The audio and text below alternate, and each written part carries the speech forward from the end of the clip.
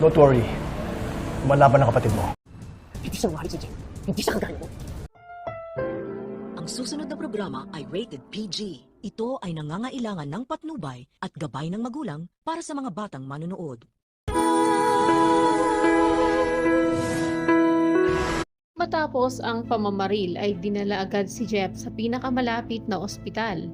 Habang si Leo naman ay sumama sa mga pulis upang makatulong sa pag-iimbestiga. Pinakita sa kanya ang litrato ni Cobra dahil nadatnan na nga lang itong walang buhay na nakahandusay. Tinanong si Leon kung kilala niya daw ba ang lalaking iyon. Sagot naman ni Leon na oo at dati niya daw yun kasama sa kuta.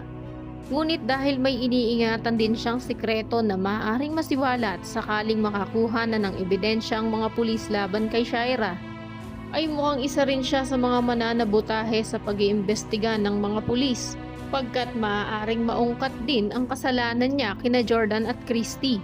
Gayunpaman, wala namang lihim na hindi nabubunyag, kaya kahit ano pang gawin nilang paraan upang hindi sila mabisto, ay mabubuko at mabubuko pa rin sila dahil kay Hana, na walang tigil sa pag-iimbestiga sa kung sino ba talaga ang nasa likod ng pagsagasa sa anak niya, pati na rin sa baho ni Shaira na unti-unti niya nang nalalaman. Hindi nga rin siya makapaniwala na nagawa pala ni Shaira na ipakidnap ang kapatid ng mapapangasawa niya para lang hindi mapigilan ang pagpapakasal niya rito.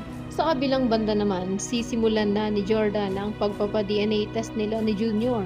At sa paglabas ng resulta ay doon na mapagtatanto ni Jordan na si Shaira din ang may kagagawan ng nangyari kay Jeff dahil sa takot niya na umurong nga si Jordan sa kasal.